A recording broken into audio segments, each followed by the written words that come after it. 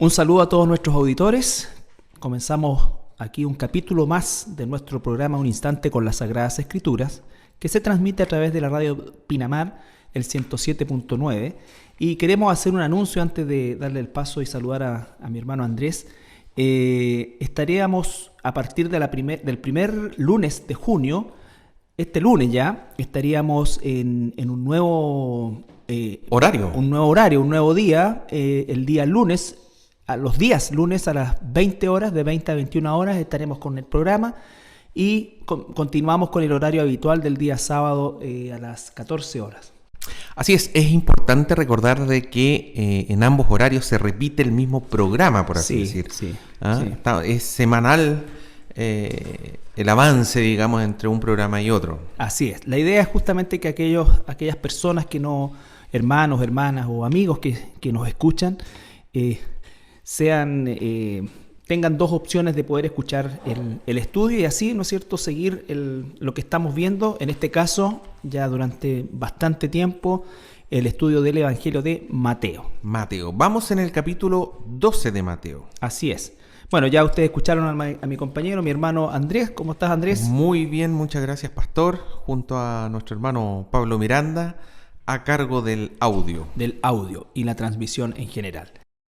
Bueno, el día de hoy vamos a completar el capítulo 12 y estaríamos abarcando desde el versículo 46 que quedamos la semana pasada hasta el 50. Y aquí tenemos una escena bien particular que va a marcar mucho de lo que vamos seguramente a conversar a lo largo del programa. Y el subtítulo dice: La madre y los hermanos de Jesús. Capítulo 12, versículo 46. Mientras él aún hablaba a la gente, he aquí su madre y sus hermanos estaban afuera y le querían hablar. Y le dijo uno: he aquí tu madre y tus hermanos están afuera y te quieren hablar. Respondiendo él al que le decía esto, dijo: ¿quién es mi madre y quiénes son mis hermanos? Y extendiendo su mano hacia sus discípulos, dijo: he aquí mi madre y mis hermanos. Porque todo aquel que hace la voluntad de mi Padre, que está en los cielos, ese es mi hermano y mi hermana y mi madre. Bueno, aquí estamos frente a una situación bastante familiar o ordinaria en el sentido, ¿no es cierto?, de que la madre y los hermanos de Jesús querían hablar con él, una reunión familiar, pero como siempre uno encuentra a lo largo de los evangelios, muchas veces las respuestas de Jesús son bien descolocadora, porque imagínense, él le dicen que la mamá y los hermanos quieren hablar con él y la respuesta de Jesús no es ni espera un rato, no los puedo atender, no quiero atenderlos, que quizás serían como la respuesta que uno esperaría, ¿no es cierto? Sino que acá responde de una manera de verdad que siempre rompe los esquemas nuestro Señor Jesús.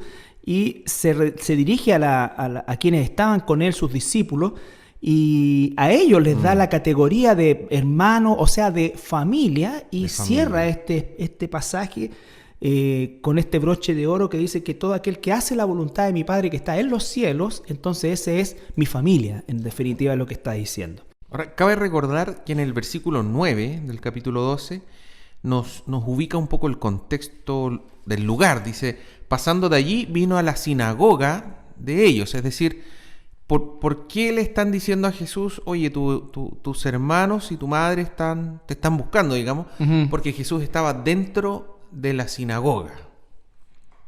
Estaba dentro de la sinagoga. Entonces, hay un tema, ¿cierto?, sobre la sinagoga en sí, en la cultura judía. ¿Cuál sería la tradición judaica en la sinagoga?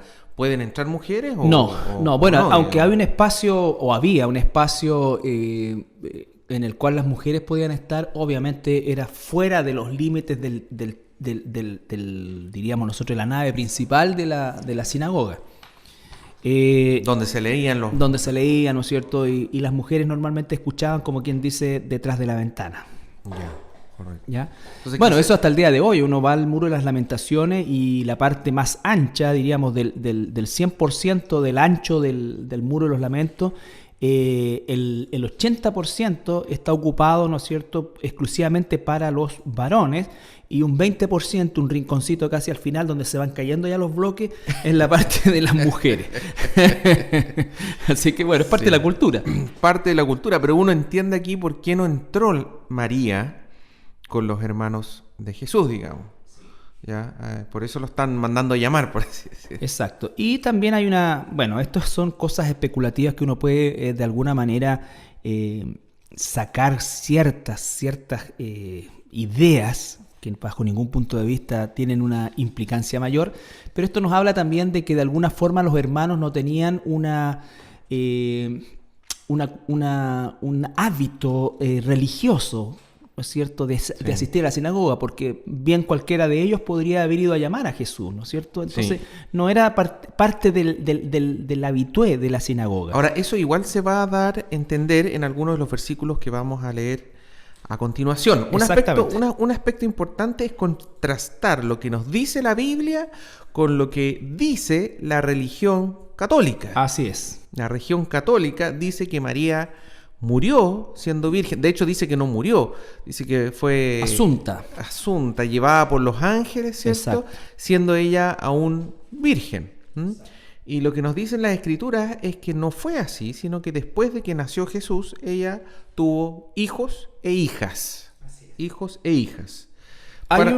Sí, perdón. Vamos a leer, vamos a partir leyendo los paralelos, porque esto que mencionan acá, que dice que lo llaman los hermanos y la mamá de Jesús, también lo podemos encontrar en Marcos 3:31, donde dice: vienen después sus hermanos y su madre, y quedándose afuera enviaron a llamar.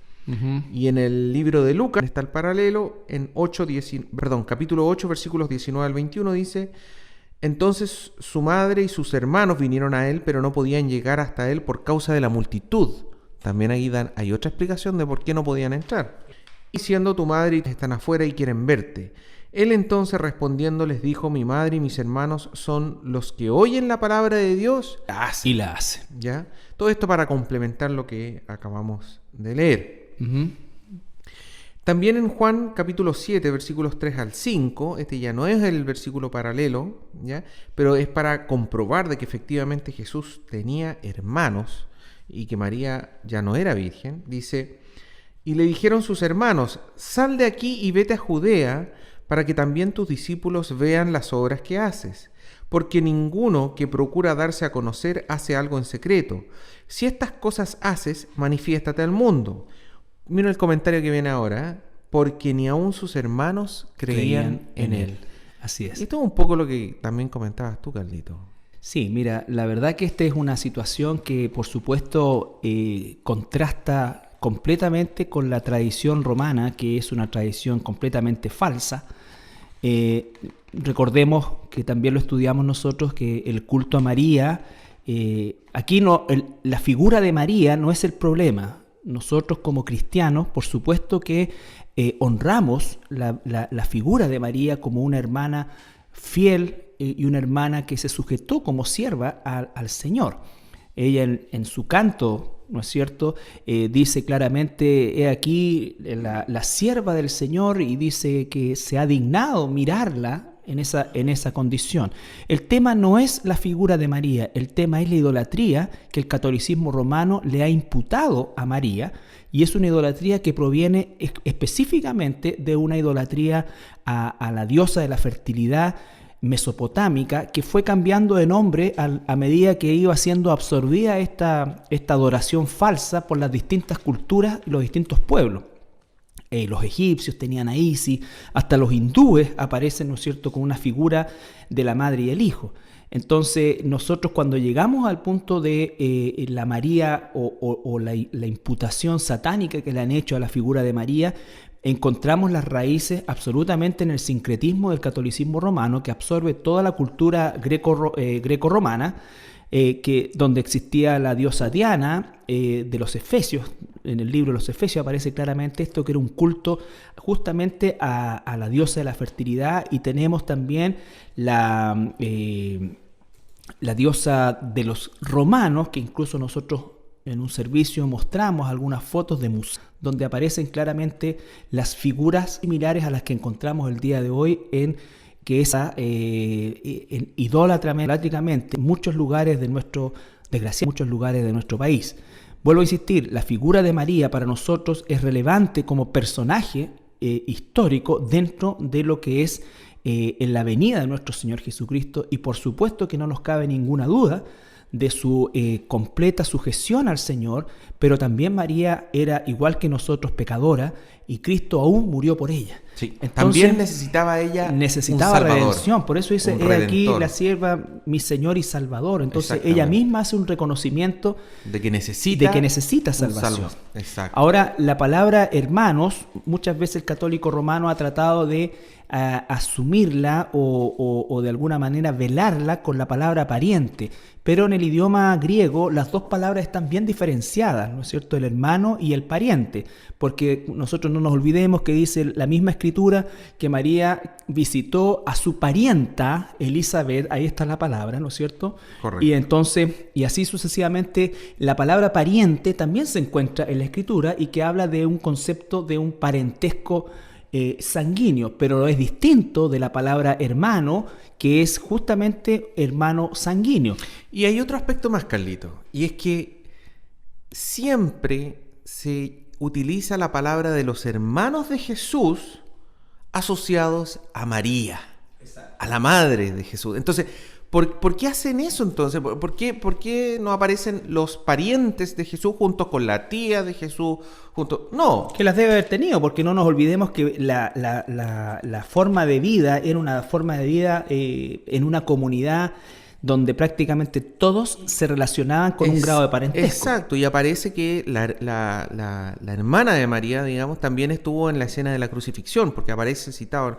Es decir, ¿estaba la tía? Claro que estaba, pero aparece con nombre y apellido, por así decirlo. Exactamente. Pero aquí no es así. Pero algo relevante que leímos en el último versículo que dice que ni aún los hermanos creían en Jesús. Exactamente, porque ahí tú tienes el otro subterfugio que busca el sistema romano, que es de alguna forma, ya al encontrar que existe la palabra pariente y la palabra hermano como concepto familiar distinto, tratan entonces de decir que esa palabra hermano se refiere a sus seguidores o discípulos. Pero acá con lo que tú estás justamente leyendo ahí, se echa por tierra eso, porque dice que no creían en él. De hecho, le piden, en el paralelo que viste tú en Lucas, ¿no es cierto?, le piden que se vaya a otros lados a hacer sus cosas. Exactamente. Y fíjate que es increíble, porque en el libro de Hechos 1:14 describe algo que ocurre entre la resurrección de Jesucristo y cuando termina ascendiendo, digamos, ¿cierto?, a los cielos, y el evento de Pentecostés, que es ya el inicio de la iglesia formalmente. Exacto. Entonces, en ese periodo ocurre lo que leemos en Hechos 1:14, que dice: todos estos perseveraban unánimes en oración y ruego con las mujeres y con María, la madre de Jesús, tal como dices y tú, con sus hermanos. Entonces, aquí vemos un cambio. O sea, todos estos hermanos que no creían en Jesús creyeron en Jesús. Entonces, estas cosas nos sirven a nosotros como cristianos, digamos, para ir viendo la evidencia de que realmente existió Jesús. No es una persona que está diciéndolo, no son 2 personas, son 3, son 4, son 5, es una serie de testigos y que partieron siendo incrédulos. Entonces, ese es el tema, digamos. Eso es lo que debiera fortalecer nuestra fe cuando nosotros, así como en un juicio, uno puede emitir una sentencia en base a la evidencia y en base a la suma de distintos testigos. Aquí estamos viendo la descripción histórica de un evento y vemos cómo los testigos no son segundas o terceras fuentes, ellos fueron testigos oculares, fueron los presenciales, hermanos, claro. Carnales, Se criaron con Jesús. No creían que Jesús era el Hijo de Dios y terminan siendo creyentes. Eso es hermoso porque es un proceso en el cual nos damos cuenta que hay una transformación, que ocurre un cambio radical en cuanto a la figura de Jesús y la visión que en este caso su propia familia sanguínea tenía. Yo quiero acotar o aportar, perdón, otro pasaje que lo vimos en su momento, que está en Mateo 1, que nos habla acerca del nacimiento de Jesús y cómo es que se produce este llamado o este anuncio que hace el ángel Gabriel a María, pero a la vez también razón de José, que la trata de dejar de manera secreta para que no fuese víctima de un ajusticiamiento público. Y entonces en sueños se le aparece un ángel a José y le ratifica efectivamente que María está embarazada del Hijo de Dios, de Jesús.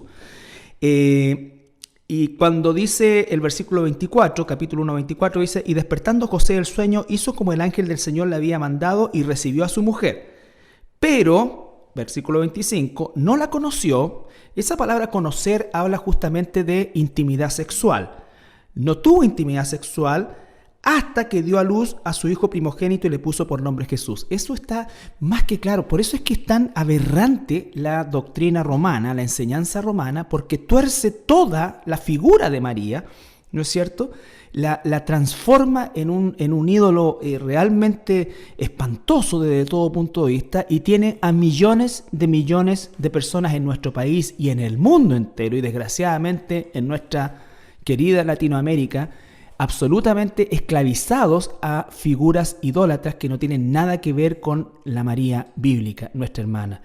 No la conoció hasta, hay un hasta, ¿no es cierto?, que dio a luz a su hijo Jesús, a su primogénito, ¿no es cierto?, al primogénito, al mayor. Recuerden ustedes que para la cultura judía el primogénito revestía una importancia especial. Jesús es el primogénito, ¿ya? Ahora, otro tema interesante es que no solamente la Biblia nos dice que Jesús tuvo hermanos y hermanas, sino que también nos dice en dos lugares distintos, en dos evangelios, nos da los nombres de los hermanos. En Mateo 13, 55 al 57 dice: ¿no es este el hijo del carpintero? Porque, recordemos, absolutamente incrédulos los que conocieron a Jesús, los que lo vieron crecer. Esto igual tira por la borda todas estas teorías de que Jesús habría sanado en la India y que levitaba y que hacía no sé cuántos milagros siendo niño, digamos. ¿Por qué? Porque la gente de Jerusalén no creía en Jesús. Que Jesús anduvo en el Tíbet y todo. Ya. Por favor. Todas esas cosas salen por la ventana, digamos, al leer esta declaración, diciendo: ¿no es este el hijo del carpintero? ¿No se llama su madre María y sus hermanos Jacobo, José, Simón y Judas? ¿No están todas sus hermanas con nosotros? ¿De dónde pues tiene todas estas cosas? Y se escandalizaban de él, pero Jesús le dijo: no hay profeta sin honra, sino en su propia tierra y en su casa. Esto es muy, muy importante, porque aquí está la clave de cuando las personas dicen: ¿cómo ustedes se creen dueños de la verdad? ¿Cómo echan por tierra esto? Nosotros no nos creemos dueños de la verdad, nosotros conocemos al dueño de la verdad y queremos enseñarles la verdad en su palabra. El sistema católico romano no se ciñe por la escritura, sino que por la tradición.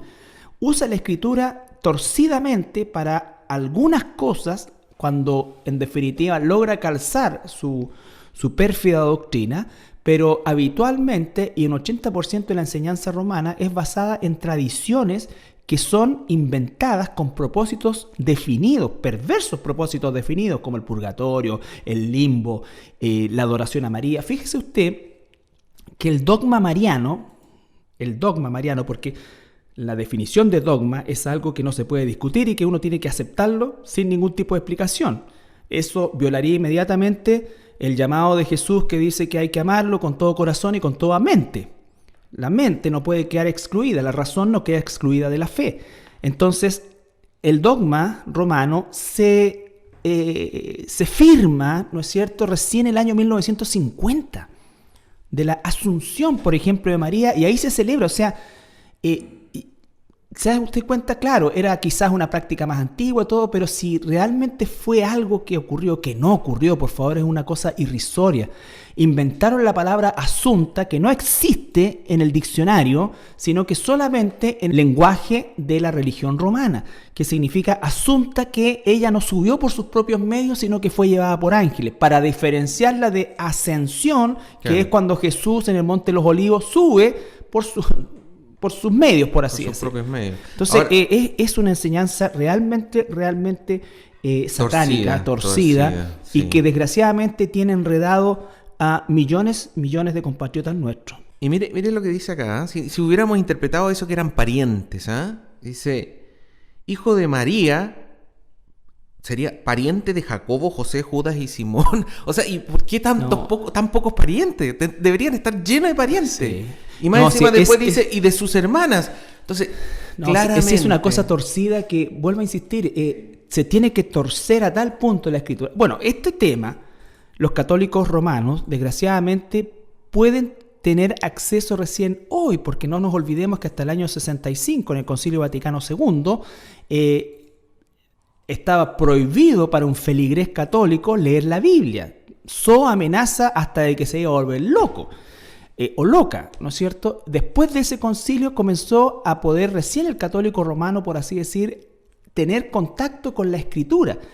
Obviamente, siglos de invenciones hacen que la obra de liberación que el Espíritu Santo hace en estas personas es realmente, y por supuesto lo es, pero ahí uno entiende la magnitud del milagro que ocurre, porque esta gente nunca tuvo contacto con la verdad. Cuando tú, como nosotros nos ha pasado, tenemos contacto con personas que sinceramente están entregadas a una adoración que no saben es satánica, ¿no es cierto? Se sorprenden y quedan totalmente descolocadas cuando leen la Escritura. Exactamente. Y la Escritura está siglos antes de que apareciera el catolicismo romano. Bueno, por eso la verdad os hará libre este tipo de... Y es exactamente lo mismo que queremos transmitirle a usted, que quizás está en este tipo de oración, que quizás hasta tiene una grutita en su casa, que usted no está agradando a Dios, usted está que Dios aborrece. La idolatría es abominación para Dios. Es celoso, es un Dios celoso. Entonces, Luz, y el llamado nuestro es a que usted, ¿no es cierto?, se informe a través de la Escritura y en definitiva agrade a Dios, aun cuando eso signifique romper con tradiciones familiares, porque las tradiciones familiares no lo llevan al cielo, lo lleva al cielo el Señor Jesucristo.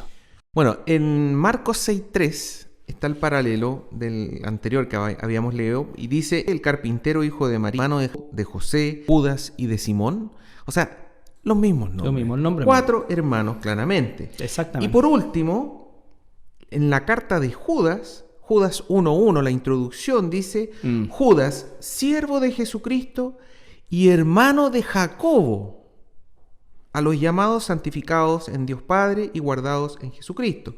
Es decir, de estos 4 hermanos, 2 por lo menos escribieron cartas. Exactamente. Las cartas de Santiago y de Judas. La carta de Santiago fue escrita por Jacobo. Jacobo es lo mismo. Exactamente.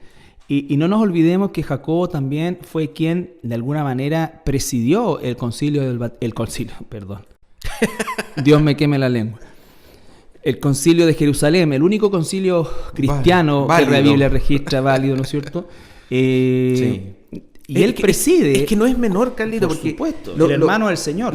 Cuando uno lee la Biblia, uno se da cuenta que Santiago o Jacobo, James, que era hermano de Jesús y que no era apóstol, escribió una carta y tenía un rol muy importante en la iglesia. Tuvo un rol muy, muy importante. Cuando el apóstol Pablo incluso hace esa mención, digamos, y que dice que fue a Jerusalén, Gálatas 1, 18 y 19, y versículo 19 dice, pero no había ningún otro de los apóstoles sino a Jacobo, el hermano del Señor. Lo cita ahí también. O sea, es abrumadora la evidencia, y vuelvo a insistir, esclavitud de traición, que es una traición, que no es una tradición, es una traición a la fe verdadera. Nosotros rogamos en el nombre del Señor que el Espíritu Santo saque de ustedes, si es que la tiene, esta idea, porque de verdad usted no está adorando a María, a la María bíblica, jamás. Le aseguro que si ella pudiese aparecer, que no lo va a hacer, ella misma incendiaría santuarios satánicos que le rinden culto a ella. Donde está su imagen. Donde está su supuesta imagen, porque además, ¿quién conoce la cara de María? ¿Quién conoció la cara de María? Vamos a ir a una pausa musical y al regreso continuamos con el tema. Bien, estamos de regreso después de nuestra pausa musical y vamos a continuar en el capítulo 12. Vamos a ver el último versículo, que es súper importante.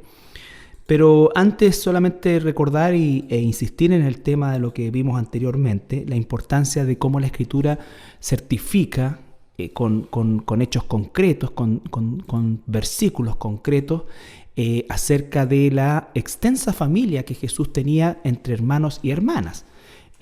Por lo tanto, esa es su familia sanguínea directa, de la cual era él el hermano mayor, tal como dice Mateo, el primogénito. El primogénito. Y después de eso, José y María tuvieron una vida marital normal, lo cual... José no vuelve a aparecer, José. No vuelve a aparecer, y por eso hay muchas teorías también en que José quizás era mayor y era muy mayor que María, pero la verdad que ninguna de esas teorías es comprobable por el hecho de que efectivamente el hecho de que no aparezca, por ejemplo, con muchos de los apóstoles, por ejemplo, ¿quién conoce algo que hizo Bartolomé? Pero estaba ahí, ¿no es cierto? Sí. Era parte de los 12 y efectivamente seguro tuvo un ministerio. Bueno, hay una, también el catolicismo romano, Carlito, decía ya de que sea José donde tenía hijos de antes. De que José exactamente era viejito y que estos hijos y estos hermanos y hermanas eran previos a Jesús. Hay toda una serie de teorías. Pero ¿dónde queda la palabra primogénito? No, Sí, y no solamente eso, Carlito, sino que cuando uno ve que Jesús, María y José van a Egipto, nunca se le hace mención de los hermanos de la hermana. No. O sea, por ningún lado aparecen los hijos e hijas que tenía José antes. Exacto. Por lo tanto, no hay nada que dé la evidencia de ello, sino al contrario. Uno debe leer la Escritura y leyendo la Escritura se va a revelar sola. Absolutamente. Como dice la misma Escritura, no es de interpretación privada. O sea, no hay profecía que sea de interpretación privada. La Escritura nos está diciendo por todos estos versículos que estamos leyendo y más que Jesús tenía hermanos y hermanas. Tenía una familia normal, sí. Normal. Lo maravilloso de esto es que Jesús operó en un plano netamente normal. Toda esta mentira romana de que María siempre virgen, que fue concebida virgen, entonces Ana, su mamá, que nunca... virgen, que nunca... Esas son imbecilidades inventadas por este sistema satánico. De verdad, Dios va a castigar duramente a estos personajes porque el daño que han provocado en la fe, no solamente de las personas en particular, sino que de pueblos enteros, porque han inventado patronas de esto, hasta el ejército tiene, ¿no es cierto?, la Virgen del Carmen. O sea, Dios mío, todo eso es doctrina de demonio, de doctrinas de demonio. Usted no ve una figura de Jesús realzada, es tan increíble que aquí existe el mes de María, existen no sé cuántas figuras, y a Jesús con suerte le dan el 25 de diciembre, que ni siquiera es el nacimiento de Jesús, y más encima una fiesta paganizada, y la Semana Santa, que ya el conejo se ganó todas las fotos. Entonces, pero ¿quién? El conejo y el viejito Pascuero. Claro, ¿y por qué no inventaron alguna cuestión que interrumpiera el mes de María? ¿Por qué no metieron al conejo en el mes de María? O al viejo Pascuero en el mes de María. ¿Te das cuenta? Todo está hecho para bloquear la figura de Jesús. Y sus palabras. Y sus palabras. Y detrás de todo esto está el sistema romano. Que no se olvide, amigo y amiga auditor, que ahora aparece este viejo, ¿no es cierto?, con carita de bueno, besuqueando niños. Yo nunca le pasaría un agua al Papa de partida. ¿No es cierto? Uno no sabe si la va a manosear o no. Pero no se la pasaría. Este viejito con cara de bueno, ¿no es cierto?, que viene y ahora dice que somos todos buenos, hermanito, todos. Por si acaso, todos los decretos papales acerca de la Inquisición están todos vigentes. Ellos persiguieron, asesinaron sistemáticamente millones de personas. Se apropiaron ilegítimamente. Hubo un tiempo, en el 1600, ¿no es cierto?, en el cual el catolicismo romano, el Vaticano, era dueño de más del 50% del territorio europeo. Entonces, ellos no se lo ganaron ni siquiera en batalla.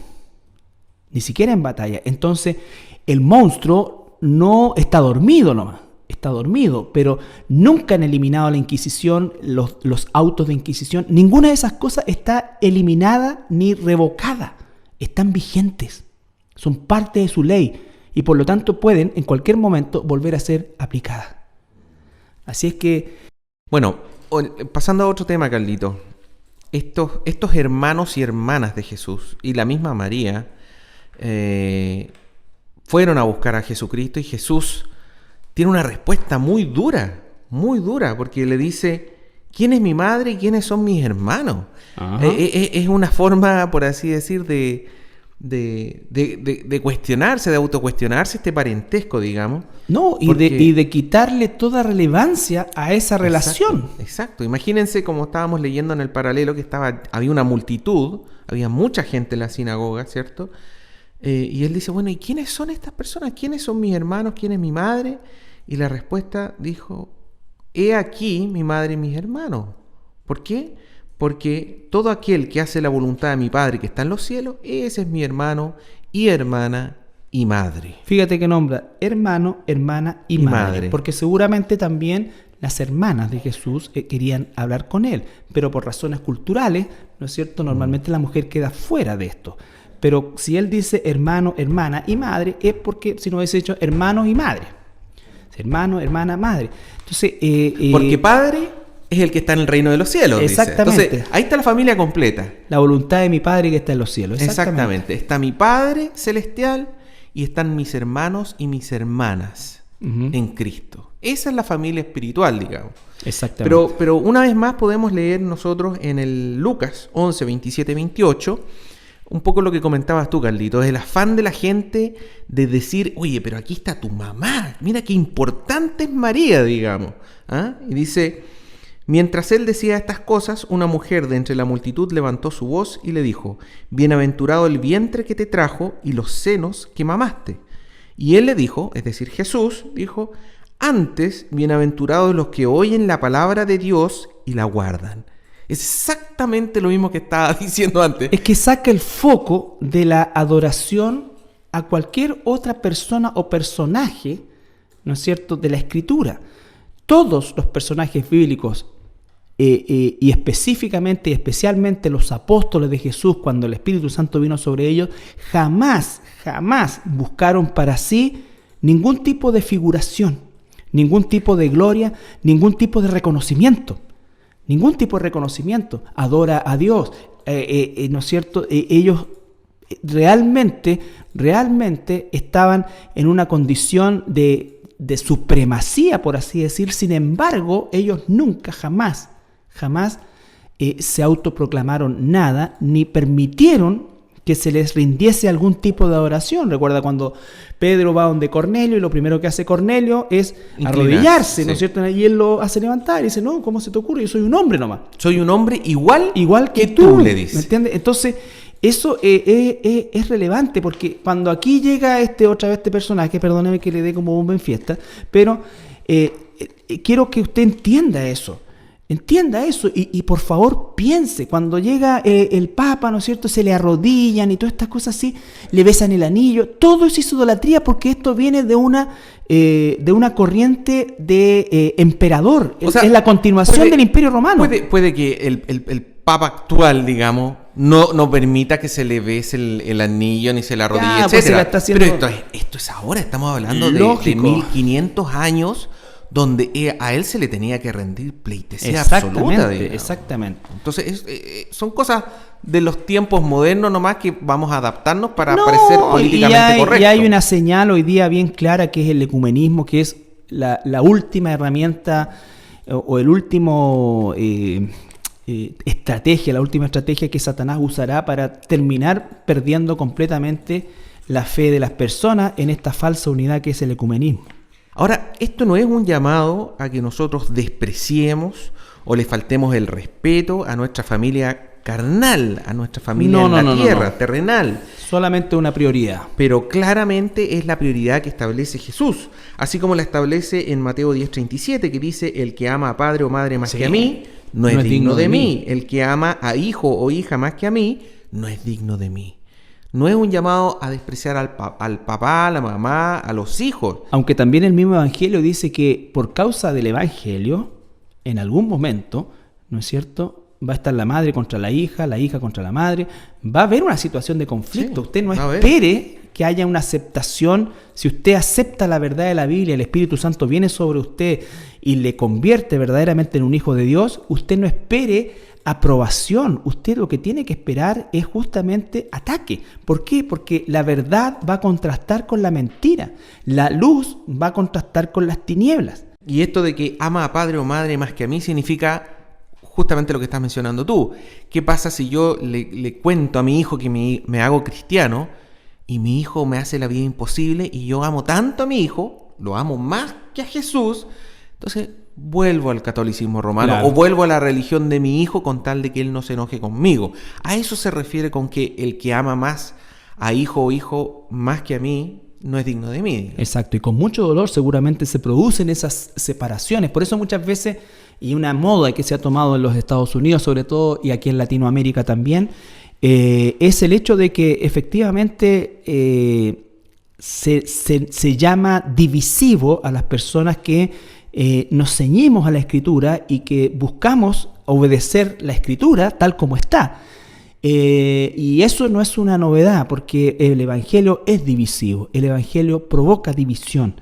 Bueno, la palabra es una espada de doble filo, que penetra hasta lo más profundo de las personas. Hasta los tuétanos, dice. Exactamente. Y eso duele. Duele. Esa es la verdad de las cosas. Entonces, nosotros no podemos maquillar una verdad tan gigantesca como la que el Señor nos está revelando, y cuando la verdad sale a la luz, queda en evidencia la mentira, y la mentira siempre va a tratar de defenderse.